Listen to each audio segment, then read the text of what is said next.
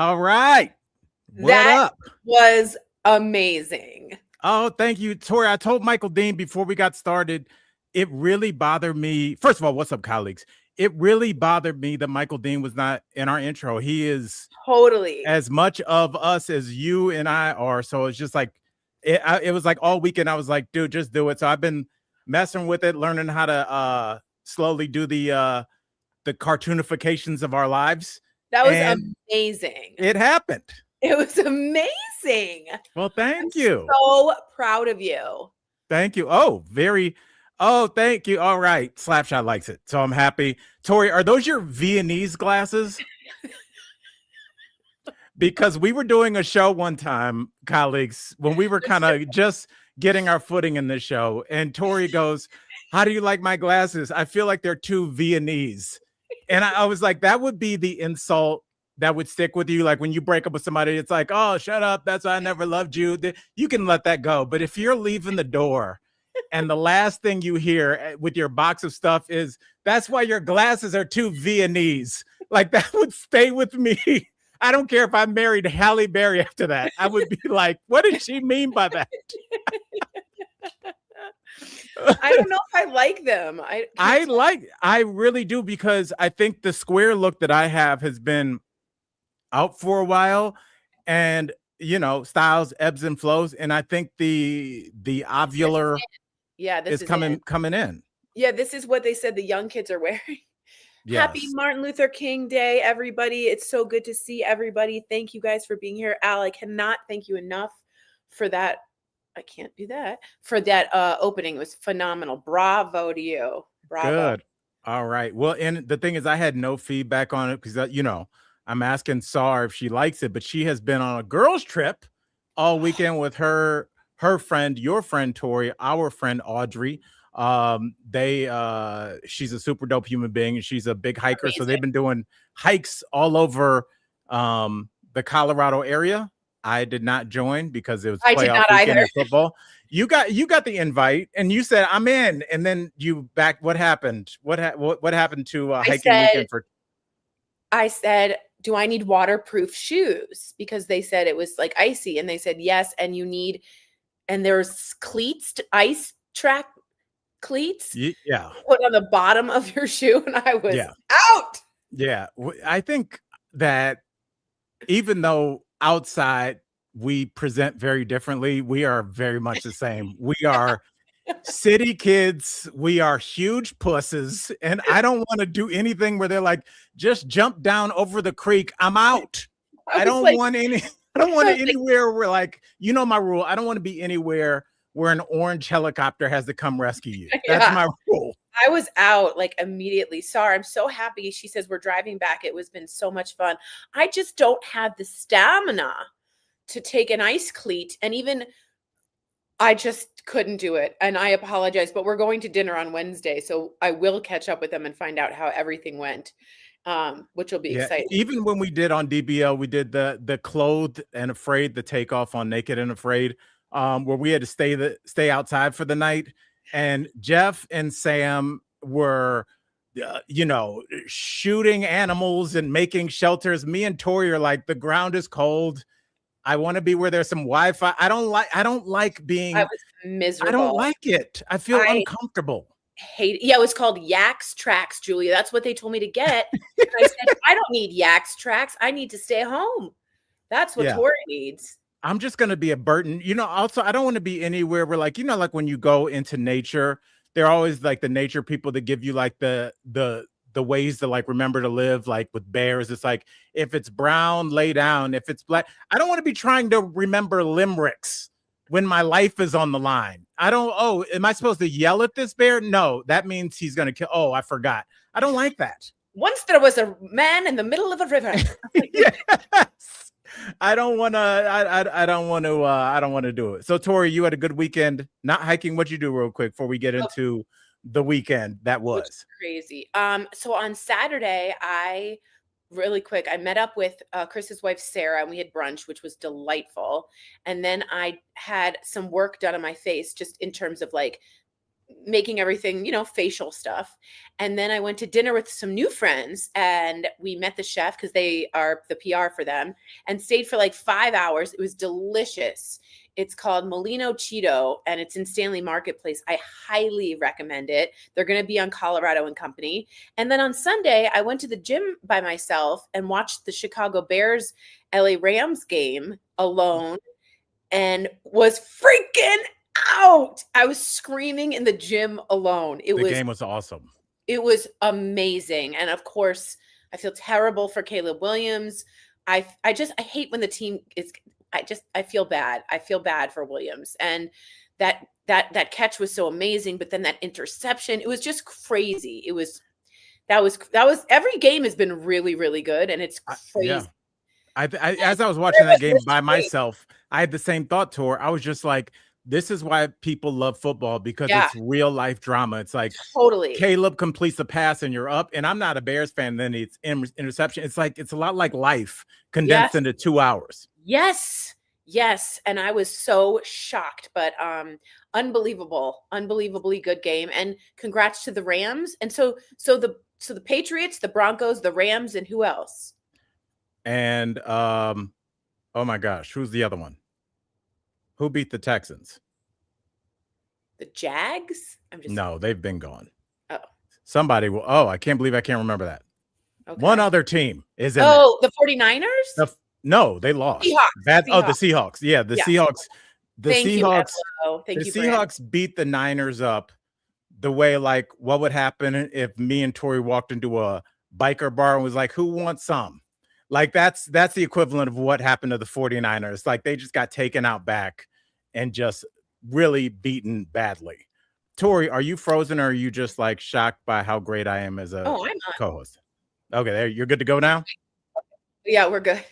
Okay, all right. Well, let's get into it, because we are living in quite a time, my darling dear.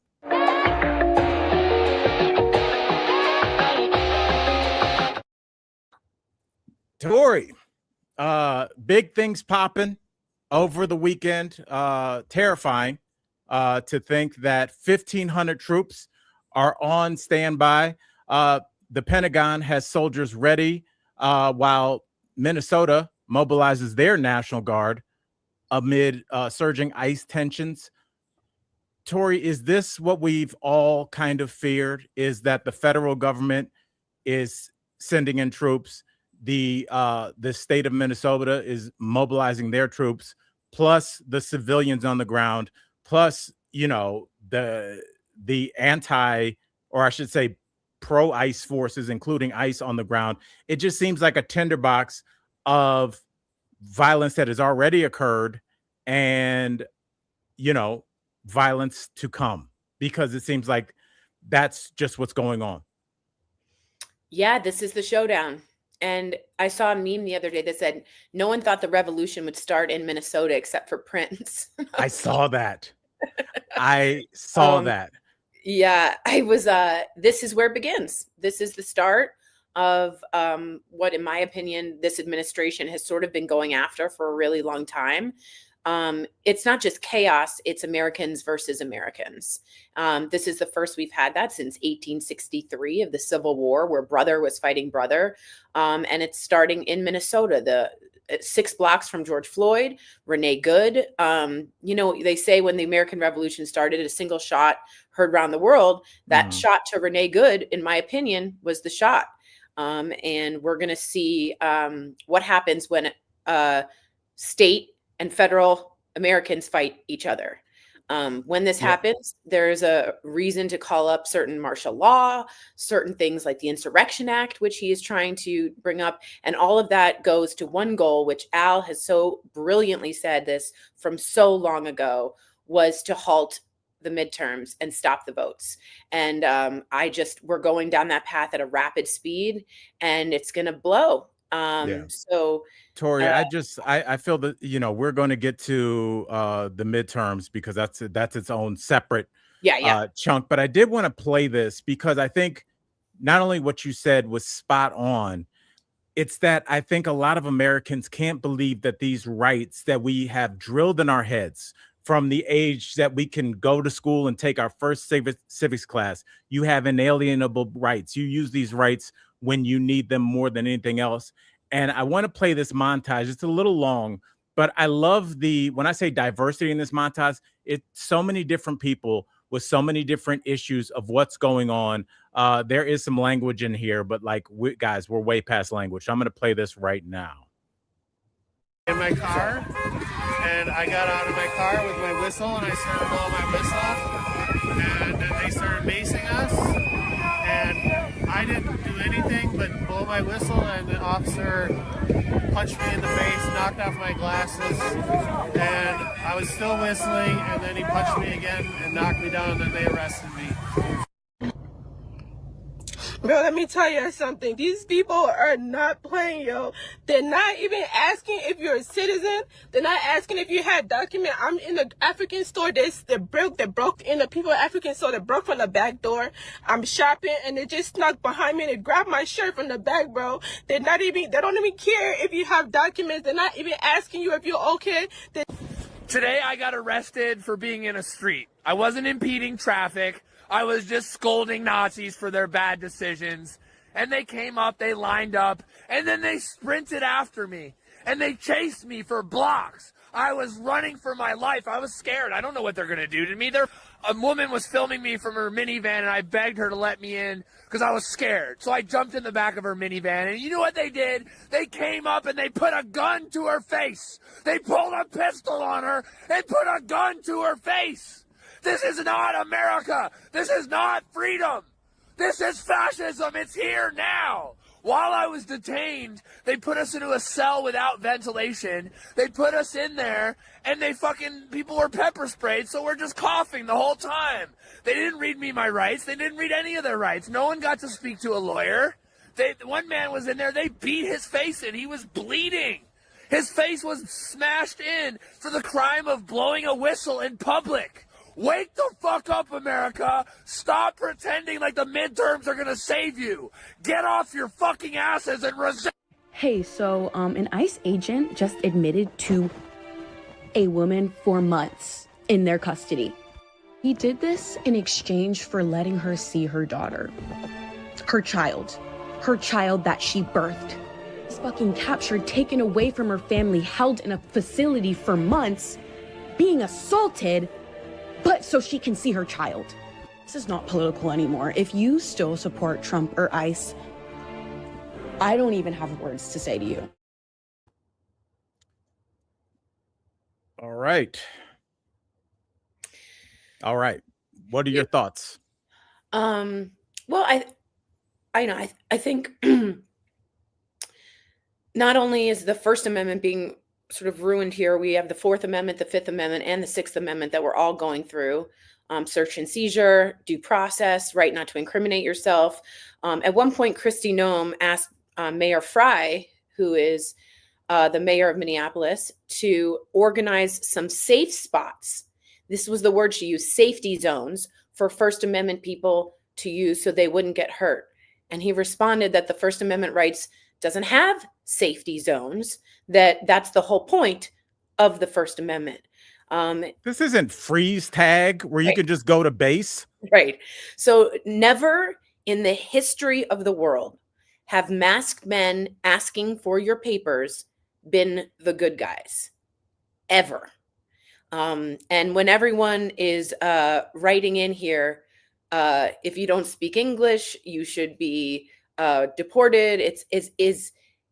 Is that they have somehow not only forgotten what it means to be an American, what it means to be a patriot, what it means to be a constitutionalist.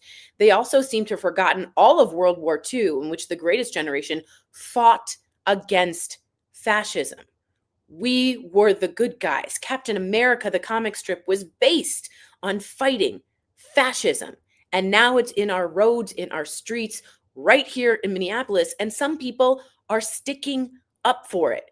So you're sticking up for the people that we fought and won and sacrificed all those lives for back in 1944, 40 to 45.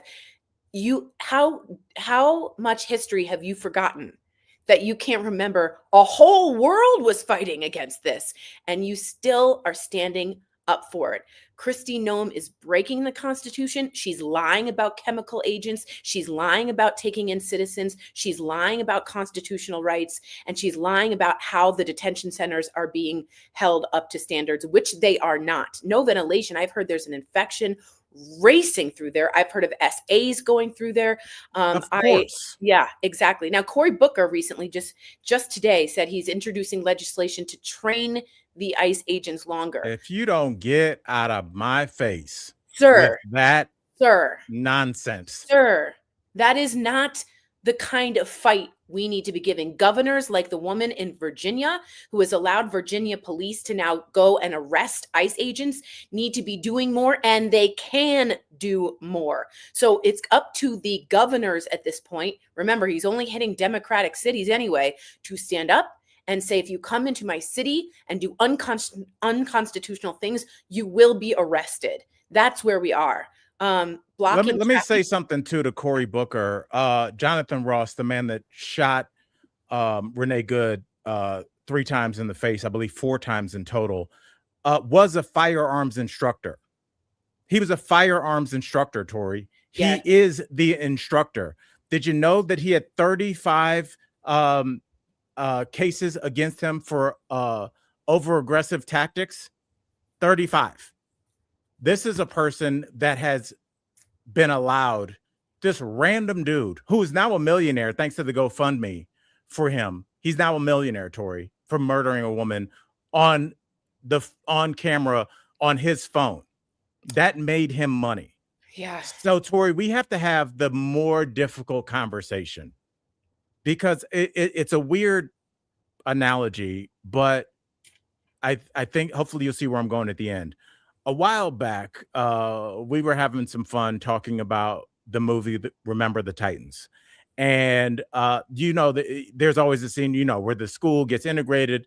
There's problems at first, but then the black kids and the white kids learn to play together. And there is this beautiful, they win the game at the end and they realize racial unity is the way to achieve.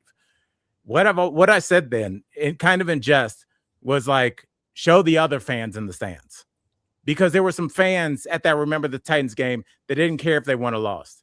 They didn't like that. But what we've always been shown is the townspeople realize the error of their ways, and the white hand and the black hand come together and clasp, and everything's all good. But clearly, and this goes back to what you were saying about, what did we fight for in 1940 through 1945? There are some people that weren't with that. Clearly. We don't make movies about those people. We don't give those people a microphone. Those people had been marginalized to weird dark corners of the internet and weird kind of white nationalist meetings, but they're out now. And there's a whole bunch of them. They are speaking to them through our Department of Homeland Security advertisements for ICE. Have you been looking at those? The posts? Yeah. Like and we'll have I'll have the footage tomorrow, but all of the tweets that they send out are either 14 words or 8 words, and that is an homage to right-wing Nazi propaganda. I forgot, there's something about the number 14 and 8 means something to those people, and that's why they're all written like that. The song that is playing underneath those videos are also the songs that the Proud Boys were playing when they march.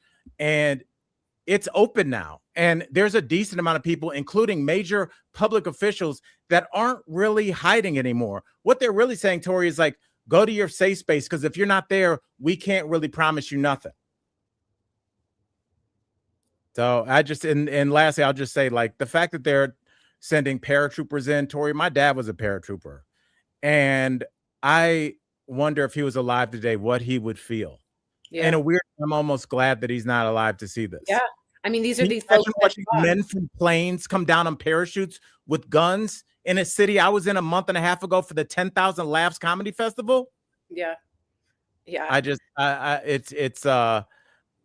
We are living in a different time, and I'm really glad we have each other. All right, Tor, let's move on.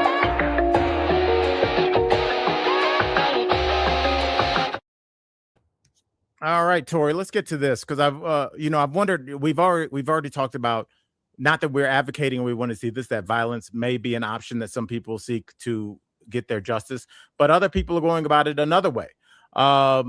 Minnesota calls for a January 23rd economic blackout, kind of citing what was done with Target.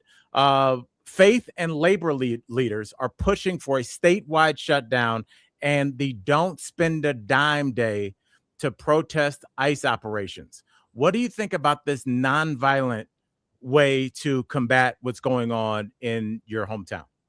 Pretty appropriate that it's decided and announced on Martin Luther King Jr.'s birthday. It's going to take all sides. So it's going to take protesters in the streets. It's going to take financial protestation. It's going to take government protestation. It's going to take people on strike. It's going to take those people that walked into a church because the pastor is also the head of ICE in that particular community and stopped the worshiping and saying, you got to get out of here. It's interruptions. It's civil disobedience. It's nonviolent, but it will interrupt the flow. And that is the reason for the protest. The higher the stakes, the better the protest. And nobody, I mean, nobody understood that more than Reverend Martin Luther King. And so we are literally following his guidelines, and they're just as relevant as they were back then. And it's a little bit scarier in some respects in terms of the amount of military that's going to come in and who's in charge at this point in the administration. So, Tori, as you said, who's in charge of this administration? This is the one form of protest that I don't think that they can readily combat, because like we've been saying for months on the show, we both think that they're anxious for there to be protesters in the street that they can deem violent so they can then subject violence on them. But think about initially when they first started the immigration crackdown. Do you remember when they were going to like the fields and the hospitals where people were picking strawberries, where people were working in slaughterhouses and chicken factories, and they were originally picking up undocumented immigrants from there? But remember what happened, Tori? All those big Trump donors like Purdue Farms and Dole and everybody else were just like, hey, those are kind of our workers. We kind of need them to keep our hotels open. We kind of need them to pick the fruit that Americans buy and eat every day. And what did they do? Trump made a declaration: we're not going to go after people in the hospitality, because the money, the bag, is over everything. Yeah, especially for him. Yes, absolutely. Violence, we can do it all day, please, and I would love it. But when you talk about, hey, we're going to cut off some cut your economic legs out from underneath you, how long could this go on before major businesses are in major, major trouble? This country is a capitalistic country. And when you grind those gears to a halt, think about just what the bus strikes did. Yeah. In the late 60s. Yeah, the nursing strike. Yeah, the bus strikes and the sit downs. When you just stop, things come to a halt and money's not being made. That is the wallet, when it's hit, is sometimes bigger than when flashbangs go off. Right. What scares me? Yeah, go. No, please. No, please. Oh, you were going to say what scares you? I guess what scares me most is like when they interviewed Kristi Noem recently and they were like, we are not using chemical gas. And then the reporter shows her live them using chemical gas. She's like, we're only using that when it's violent. And she's like, are you not listening to judges' orders? What scares me most is the lack of a co-equal branch, and that the executive branch has taken over the Senate, the House, the judicial, and now is just running. And the Supreme Court. Let's put that That's in. what I mean, the judicial. Yeah. And there's no orders to be followed. That's tyranny. That's where it gets really frightening. And I mean, that's where it circles back to people like saying that they are going to resort to violence. And these people that are saying this are not part of militias. No, but they don't. Yeah, they don't have any other options. Exactly. If judges' orders are not being listened to, then the people take control. And then there's problems. And then there's martial law. And then he gets to suspend voting. And all of this seems like it was all pre-planned. And remember, they were there to calm the riots down. They were there to calm the riots down. Nobody was in Minneapolis being hurt by undocumented workers. Nobody. And yet here we are starting this type of fight, all in the name of trying to quell the crime. Well, Tori, and I don't, just because you said it, I'm glad you mentioned it.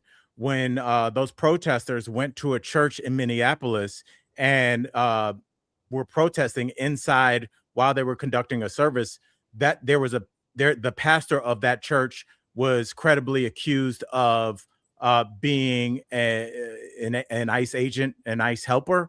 Yeah. And so they went into that church, and Yeah. Don Lemon interviewed that pastor and people that were protesting. Yes. Did you also see, Tori, that Don Lemon is going to be, it looks like the DOJ is going to bring him up on charges on the Ku Klux Klan Act of inciting a public disturbance. I just read that today, and I saw an interview with him.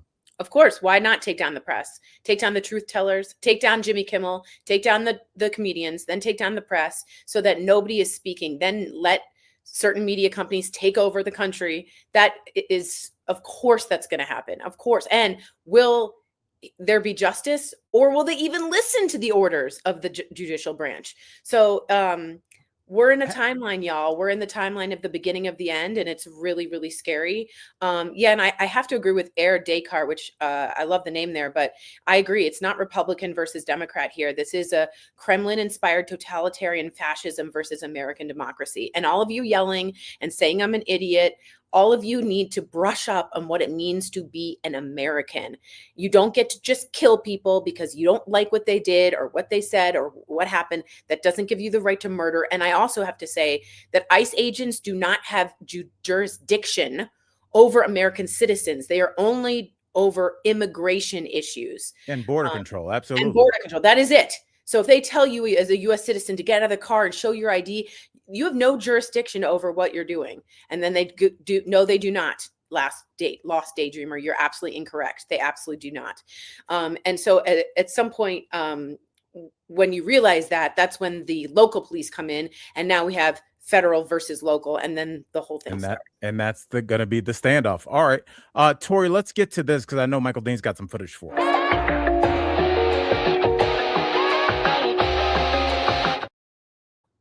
All right, Tor, you mentioned right at the jump start, at the get-go of everything that we were talking about, that one possible outcome that the current administration could be seeking is the cancellation of the midterms. And let's just get to that right now. And Arizona, you're kind of buffering. Are you okay? Okay, go ahead. Yep. Okay. Basically, Michael Dean, why don't you play the footage from what is your plan then? For example, if the president or someone else tries to get a hold of vote tabulation machines, what if they cancel the election? These are really real concerns. Look, you can't cancel the election. Okay. Tries to. Well, it tries to. You know, we're working. So we have been working closely with the Attorney General's office and the Governor's office. We've got a whole bunch of scenarios that we're playing through to make sure that we're prepared for the types of processes that might be necessary to preserve our democracy. So that if somebody tries to cancel something, if somebody tries to take some stuff they're not entitled to, we can go to the courts, get the orders, and hopefully have the backup of law enforcement to make sure that we can move forward through this. But here's the problem. The fact that we're running through these scenarios in the first place should tell you something about the health of our democracy. The fact that I've got a plan to try to get a court to order someone not to steal ballots, that's a problem in America. And some people will say, well, that's not America. That is America today. We live in a nation with a diminished democracy, and it is an embarrassment that we are here. We have countrymen and women, our fellow Americans out there, who don't want democracy anymore. That is a horrific realization. But if we don't face it, if we don't talk about it openly, if we don't admit the truth, then we're burying our heads in the sand and we're letting the bad actors run roughshod over everything. I can't tell anybody in here what to do. But if you're not doing anything, I'm jealous of your privilege. Damn. Wow. I mean, he took the words out of my mouth. Damn. The fact that we're even having this discussion and it doesn't sound like crazy conspiratorial talk. One thing that I did hear that at least was semi reassuring about us, the likelihood of us having elections, is like, even if Trump wanted to cancel the elections, that would be a very difficult thing to do, because it's not just a presidential election. There are hundreds and hundreds of Republicans running for office all over the country. So if you cancel the elections, like, you cancel their chances of getting into, going from a congressman to a senator. So it would behoove the Republicans to also make sure that we have elections so that they too can retain office. I can't. I was on TV with you for 7 years, and January 6, 2021, when they tried to stop a legal voting election process, was the closest I got to thinking, oh my God, we almost turned into a fascist country. And now we're trying to have plan Bs in case voting rights are taken away. And it escalates, and it's a path that Machiavelli has written from the very beginning of how to be a tyrant. And he's just walking down the steps, and we're all just following behind. And these are all how you do it. And you get people in this chat telling me I'm an idiot and this Trump is living in my brain rent free. I'm an American who's trying to save American ideals. I'm a patriot, and this should matter to me. Voting rights should matter. They are the backbone of democracy. And if we're here already, we're in the beginning of the revolution. So I'm not saying I'm up for violence or anything like that, but we're at a turning point in which you can really only go a few ways to save the vote. Like, I'm not saying go out and vote like I used to be. I'm like, let there be a vote. That's crazy. And the more we get normalized to this, then the next step happens. Then the next step happens. So now we're like, well, maybe voting shouldn't happen because there is these are all exactly what they want you to get normal to. Shooting a woman in the face when she was trying to back up and get away. Well, she was blocking her car. You can't murder someone like that. All these things are getting very normalized very, very quickly. Greenland, by the way, Al, has now trumped Epstein as the most Googled search. So the things no longer talking about, it's exactly the way they wanted it. It's exactly the playbook. It's not hard. Read Mein Kampf. But I'm saying read these playbooks of how to tell them. Don't. I have a copy right here. Yeah. Don't trust your eyes. Don't trust your ears. Just don't trust the news. Don't trust the doctors. Don't trust the press. Don't trust the comedians. Just trust me. That's a tyrant. That's scary. That is scary. Tori, since you mentioned Epstein, it's interesting you say that, because we are now 1 month past the deadline that all the Epstein files were supposed to be released. And what I've read, and I read 3 different articles, all of them to an article said that a little more than only 1% of the Epstein files has been released. Yeah, 1%. Yeah. So we are 30 days past the deadline, and all we've gotten from the Democrats is better training. And that's what I said about the Democrats 6 months ago. I don't even know if I ever said it on TV. I like to talk in sports analogies, and the Harlem Globetrotters have been around forever. But the Harlem Globetrotters don't come in and play the Indiana Pacers or the world champion 2016 Cleveland Cavaliers. Nope. They play a team called the Washington Generals. The Washington Generals are a fake team that show up and lose. They're the team that, like, during the jump ball, when they jump, one of the Globetrotters pulls their shorts down. When they go to shoot a free throw, one of the Globetrotters throws a bucket of glitter in their face. They're there to lose. And there is no world, no realm, no way that you can convince this man that is talking that the Democrats are nothing but controlled opposition. They do not try. Chuck Schumer is just like, it's like you got your grandfather out of his den, like while he was finishing a boat in a bottle, and was like, we need you because we have a major crisis. Some glass went through little man's foot. He's like, okay, well, tell him, get some ice. Like, we need an adult here, not Cory Booker, which I cannot believe he starts talking about the training. That is, as soon as he said that, I was like, oh, you're an op, bro. You're not even trying to hide it anymore. And I really think that the next wave of Democrats that come that are going to be more Mamdani like, just like we saw with the Republicans when Trump won, there were more Trump-like candidates that came in and were talking about immigration and tough on crime and all that kind of stuff.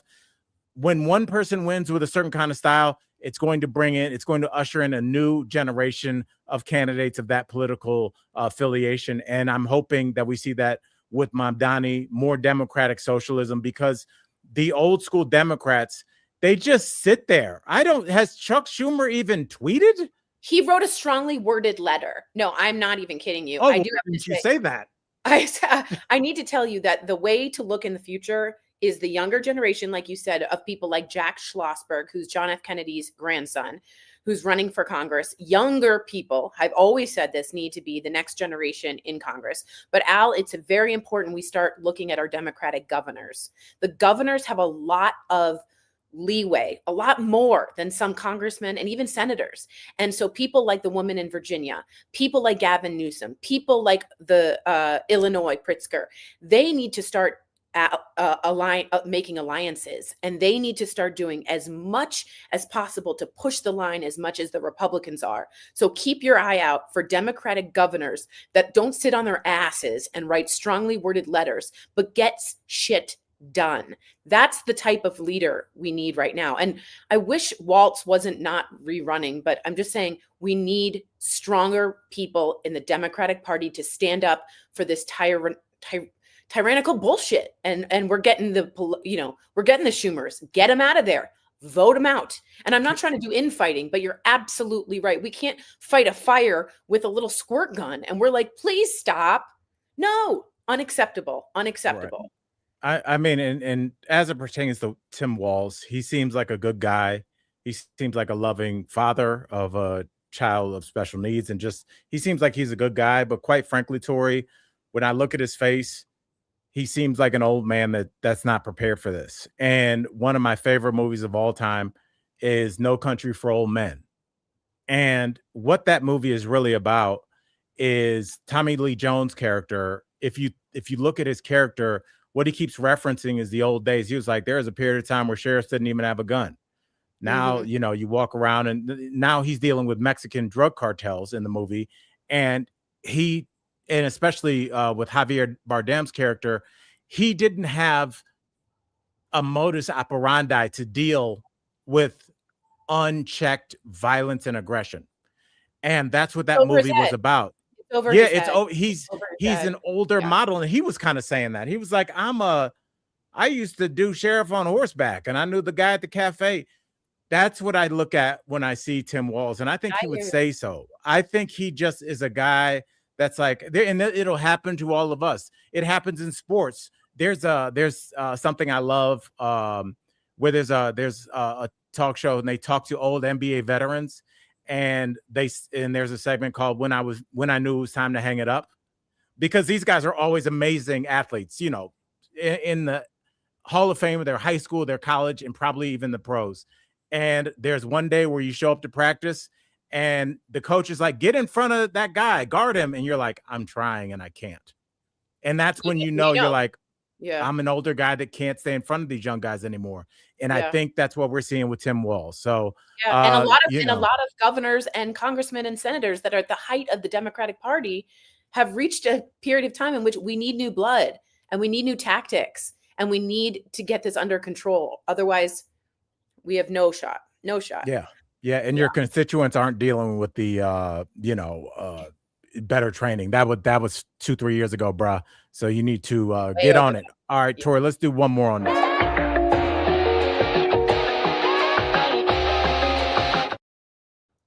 All right, Tori, let's knock Greenland out the box really quickly. Trump presses for total control of Greenland. Has Greenland ever been talked about this much? That's why the Google went so high. Greenland did a march today. I was like, the Inuits are out. Like they're marching in Greenland. And there's a phrase I guarantee you have talked for hundreds of hours on television, on podcasts, on videocasts, and I guarantee you, I would bet my children's lives you've never said the Inuits are out. That's how you know this dude has energized every base. So please continue. Yeah, and they're wearing red hats that say "Make America Go Away." The United Nations is literally, there's a shot of them and a montage of them all laughing at this, and it's all due to a Nobel Prize and an ego of one orange, sad, narcissistic She man. gave it to him. I couldn't. Which was so embarrassing. Why would you try to do that? The Nobel Peace Group or the Nobel Prize Committee was not looking in favor of that. But I understand that Tori, 1 second. Yeah. Well, we were trying to get daytime Emmys on DBL. Imagine if whoever got the daytime Emmy showed up at our door and was like, "You guys can have this if you want." What if we took it? I would have slammed it to the ground and I'd be like, "I'll see you next year." That is so insulting. But please, it's so embarrassing. It's giving me cringes. Because it's so simple and it's so textbook narcissistic. I want this. I'm going to get it. I don't care how. It doesn't need pride. I didn't, all this stuff. And he's obsessive about it, obsessive about this prize. So weird. Constantly obsessed. Now, I know people want to say this is strategy and that there is something to do with the minerals, something to do with the oil of Greenland, something to do with this placement that you're in the Arctic in terms of military, in terms of space force as well. I just want to let you know, we can't just take countries because we want them. I'm sure there'll be some pushback in the comments. Shut up. You can't. That's not how any of this works. You can't do that. That's not how international law works. That's not how that's not how the rules of engagement work. That's not what we as a Earth group have decided is okay. That's not okay. That's a war crime. I will say this, Tori, the only person that works for is Ford, because he does not have any concept of cash for goods. So we will go into a Starbucks. One memory that's forever for burned. Your son. Yes, for my son. It's forever burned in my mind. We were in a Starbucks in El Segundo, and I was like, "Go sit at that table, and I'll go get your stuff." And I'm just standing in line, and just like this blur out of the corner of my eye, it's like somebody shot a pistol, and Ford ran full speed, grabbed two of those like Starbucks knockoff like Reese's cups. He like grabbed it like a baton in the Olympics and ran back to his chair and just started eating. And I was like, "And I'll pay for those as well." It was very cute when he did it. I laughed my balls off in that Starbucks because I couldn't believe like how he approaches this world. Like he just ran and whatever he wants. Whatever he wants. No regrets, baby. Yes, but like you can't do that with countries. It's an autonomous nation, and it was autonomous territory from Denmark. And just because he wants it, by the way, we already have a base there, and everyone writing in about strategy and all that. We've been there for a while. I understand the need for a military base. We have one. What we want is their minerals, their oil, and their strategic placement near the Arctic Circle. And you can't just do that. That's called imperialism. That's what colonialism was about. You can't plant an American flag. This be mine now. Right. So I'm thinking of Germany and Poland for some reason. I don't know. I don't know why. Lost Daydreamer. I know you keep writing this in. Who has stopped you from voting? You also wrote who has stoped you from voting because you spelled it wrong. But who has stoped you? Is my question. He stoped me. That's a good way to stop an argument. Is like if you and your partner are having the worst argument ever and you're about to break up and you don't want to, you're like, no one's stopping you from walking out that door. No one is stopping you. And it would just make you pause for a second to be like, we'll pick this up in 30 minutes. Yeah. You're having a little bit of a meltdown with your Viennese glasses. And shut up. And what we're saying and what we're trying to speak of, Lost Daydreamer, is that he's preparing to take away the vote. The road to fascism is often littered with people saying you're overreacting. So if you're going to try and tell me I'm overreacting, land in Minneapolis and see how they're feeling today. Land there and see how they feel. Tori, do you want to see a professional transition? Yeah, let's see it. Yeah. Are you ready? Yeah. Speaking of bad landings.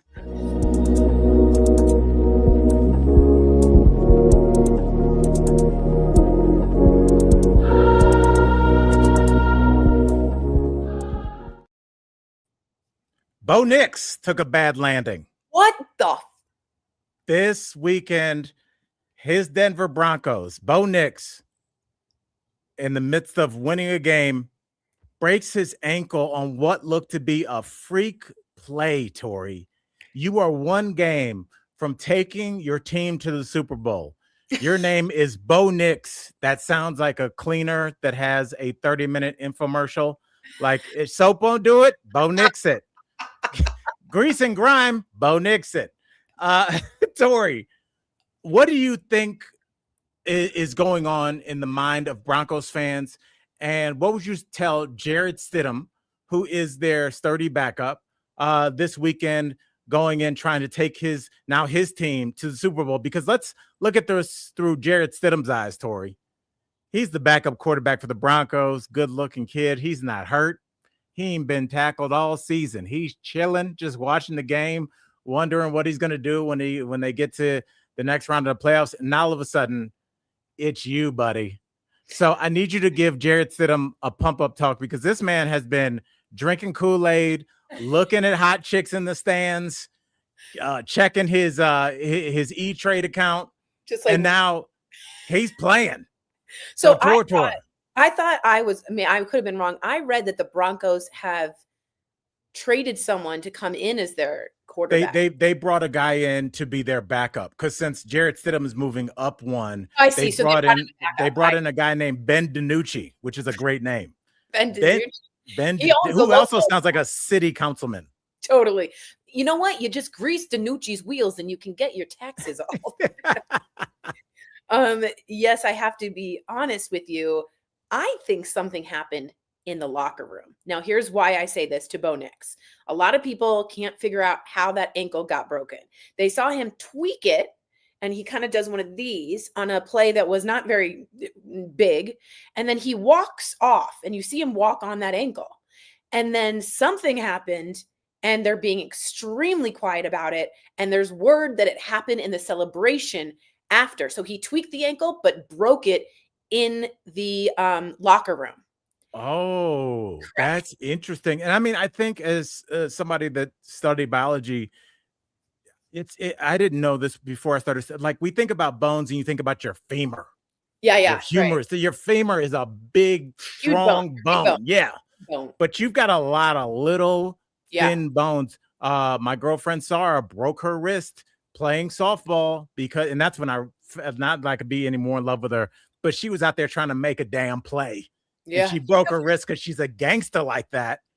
And your wrist has little bones. These are little bones in your ear and your face. They're very thin, and you can break bones like that and sometimes not know. A lot of times when you break a bone in your toe, which a lot of people have, they don't know. There's no medical. They just like tape it to the next toe and keep it moving, bro. Make it friendly. So I do think that's I'm praying that Stidham has the Tom Brady effect, where he's like, this is my moment. This is my time. And I'm hoping Stidham believes that I hope he steps up to the plate, because this is his moment. But I also think do you think that would rally his gigantic teammates if in the middle of the locker room speech he breaks into show tunes? Do you think that would work? It's better than breaking an ankle. He could break it song. But I do think that Bo Nix broke his ankle celebrating. That's my unpopular opinion, unfortunately. But no, we're not getting Soros money, my friend. It's so funny. So I wish. Where is it? Dude. Oh my God. I've said this forever. We will sell out. Please DM Michael Dean. There's no money on the left. Like that is an absolute fact. But I will say something else that went on in the world of football really quickly before we move on. The Bills, obviously, Josh Allen, heartbreaking loss. Oh. More heartbreaking for their coach, Sean McDermott, who got fired. I mean, now was it, Al, you know more than I, was it because of this play, like this that they didn't make it? It feels like a reactionary move, like you're out. I was like shocked. Well, I think a lot of times there are, like in any business, any corporation, You have CEOs that can get you to a certain spot. Some CEOs are really good about like expanding. Some CEOs are really good about getting everybody to buy in. They're like rally rah guys. But to get over the hill and to become the whatever of your to become the McDonald's of the Nike of your genre, sometimes you need another person in there. And I think they feel like Sean McDermott did a good job, but you keep getting to the precipice of the hill and you roll back down. I see. He can't. And yeah, you're running. He ran out of time. What is it? You're not a closer.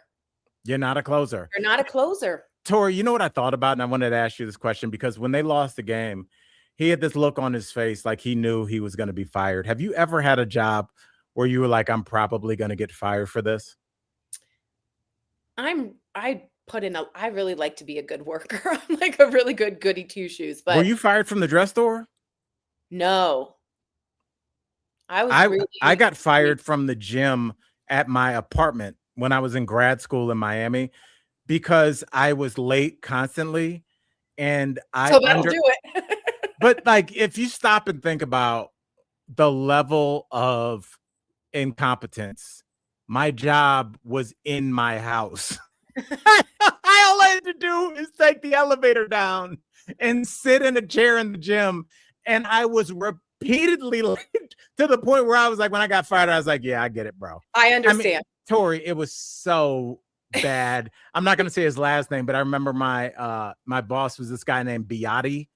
And he kind of like seemed like a light soul. Like I just didn't I don't think I was mentally I wasn't testing him, but I just didn't think he would fire me. And the second time I did it, I was out the door and I was like, how did you lose this cush job where all you have to do is sit in a chair and watch hot chicks come in and work out and you were unable to do it, to complete that task? Like you could not do it. It's too hard. I understand that. Oh, what a bum I was. Yeah, that's bad. I didn't lose the job. I worked at a Salt and Straw, which is an ice cream shop, and I scooped and made the waffle cones. And the reason I left that store was Daily Blast Live. I got hired to be on national TV. And I remember sitting in the bathroom and taking off my paper hat and my caramel apron and being like, I gotta go. That is awesome. I told you I got fired from a sink company that I think is still a company. When I lived in Rhode Island, when I was at Brown, I worked for a sink company called Core Stone, and they made really great sinks. They made acrylic sinks, and this is maybe the height of partying Al, because this was young Al that was partying. This isn't even 29-year-old partying. Like there are two Michael Jordan eras. There's like the 93 Jordan and the 99. This was young Jordan. I was kicking it, and I was showing up to this job in a way. You want to have some sing? Oh my God. And they loved me because I was fun. I was still drunk. Right. And they fired me on a Friday. And I remember I called my friend Stretch, who I've told you before. And one of his parents worked for Southwest. Southwest was kind of just getting new to being, and that's when they had those cheap flights to Vegas. Yeah, and he was like, F it, bro. You want to go to Vegas? I drove from the job I was fired to. I went straight to TF Green Airport in Providence. And I was in Vegas before my shift should have been over. Like, this is how irresponsible I was pre-children and all that stuff. Oh my God. Yeah, everything in the kitchen sink. Yeah. And shout out to Core Stone Sink. Somebody's looking, see, the whole pitch with their sinks is that they don't scratch because it's acrylic all the way through. So even if you scratch, it's the same color. I still remember. That's how good of an employee I was. Thanks for the sell. Yeah, they really blew it with me. I bet you're looking now like, oh, we should have held on to that drunkard. All right, Tori, I want to talk about this really quickly, too, because this story is not going away.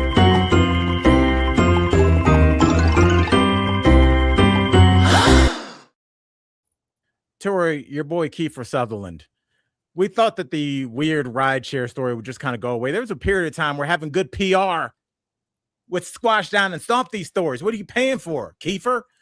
Anyway, Kiefer Sutherland, the Uber fight gets a little bit wilder. New allegations say he punched and tried to choke an Uber driver, and dash cam may exist. That, like, when you're so rich and so privileged, you don't know that these things exist. Like even dirt bags know, like, hey, they got a dash cam.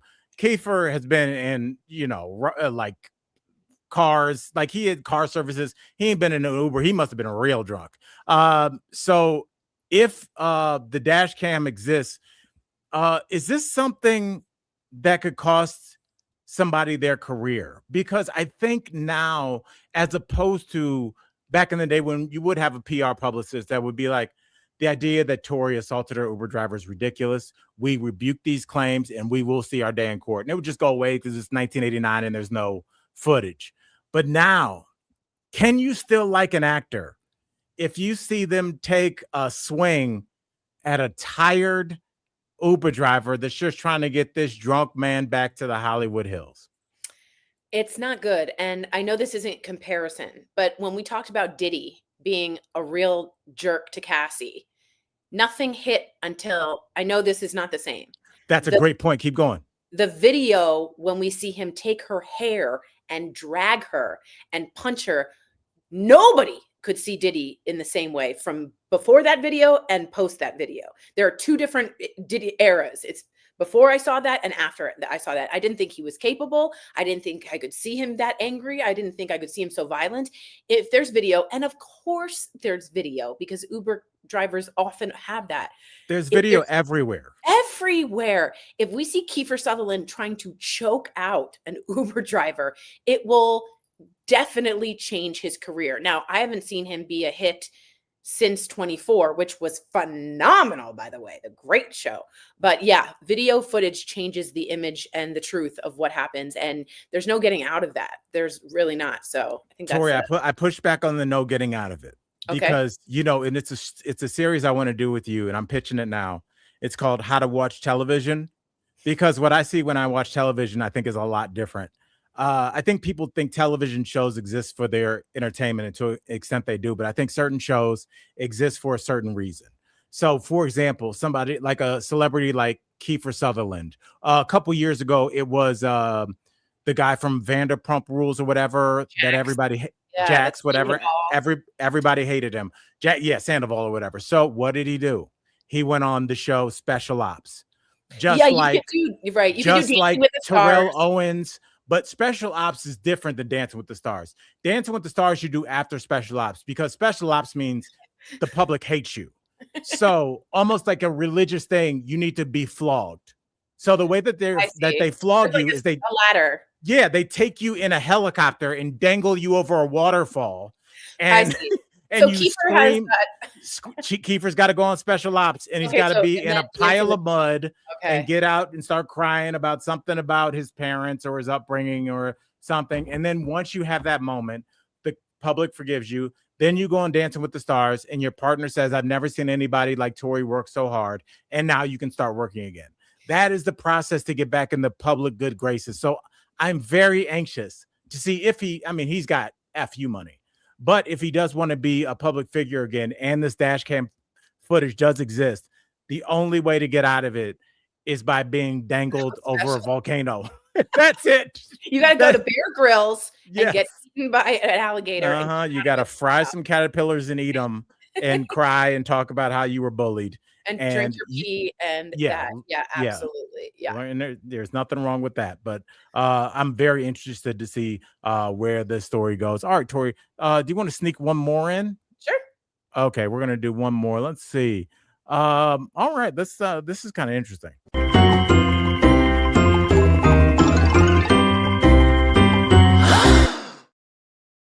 Now, Tor, this is a story I knew nothing about. That's why I saved it for the end, because I was like, I don't know. But this is what it says. Nicki Minaj versus Don Lemon, who's having a hell of a week. Yeah. Good Lord. It got a little ugly. Nicki uses a homophobic slur while raging over coverage of the Minnesota church protests that we talked about earlier that was tied to ICE tensions. Is this a line that you never cross or fight? What do you think the backlash should be, especially for Nicki, seeing as like, her interview with Erica Kirk and the TPUSA thing cost her so many followers that she deleted her Instagram? She lost 10 million followers. Is that a lot? Because I have that many. 10 million.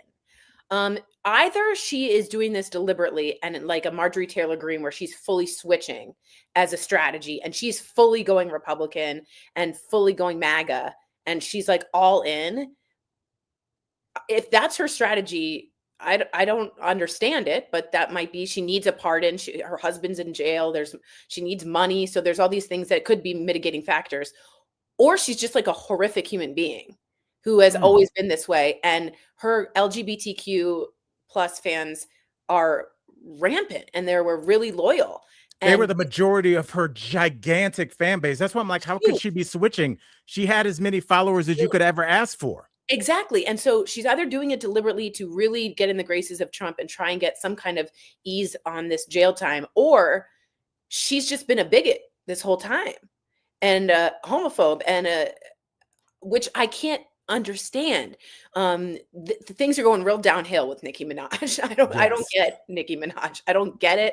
And you know what? Everything she gets, she deserves if she's using homophobic slurs. Shame on her. Well, Tori, do you know what we all deserve?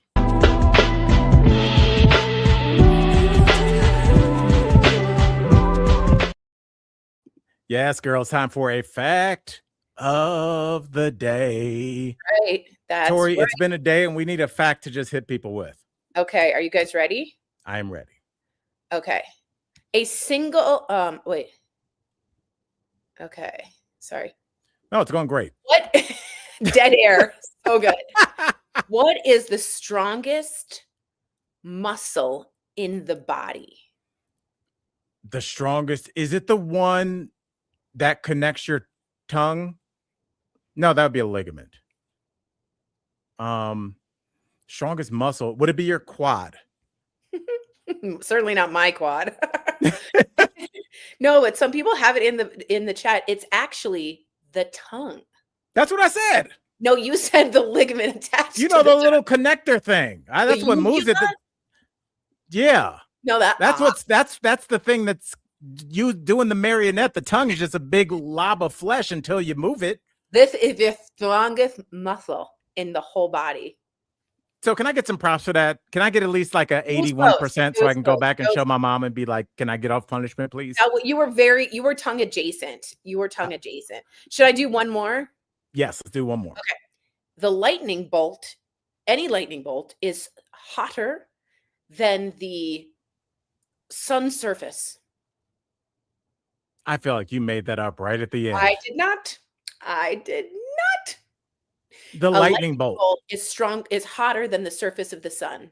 You can't even get close to the surface of the sun. You can get close to a lightning bolt. It almost hits people all the time. They don't vaporize. Well, it's also not very large. The sun is quite large. A lightning bolt is, but yeah, the lightning bolt, I'm just going to repeat it again. The lightning bolt is just, in a slightly different tone. I'm just going to repeat it in a slightly different tone. While the sun's surface temperature is about 5,000 Celsius. It's so Cellulose sounds like a company that went out of business with Sprint. Yeah, it's like that drink thing. A single lightning bolt can heat the air it passes through to approximately 30,000 Celsius. And on that, we will at least all know that Tori now knows how to say Celsius. Colleagues, we appreciate it. Remember, smash that like button. Please tell a friend, like and subscribe. And you know what time it is. We'll be here tomorrow. Same time, same place. Love y'all, colleagues. Michael Dean, take us out, baby. Mwah!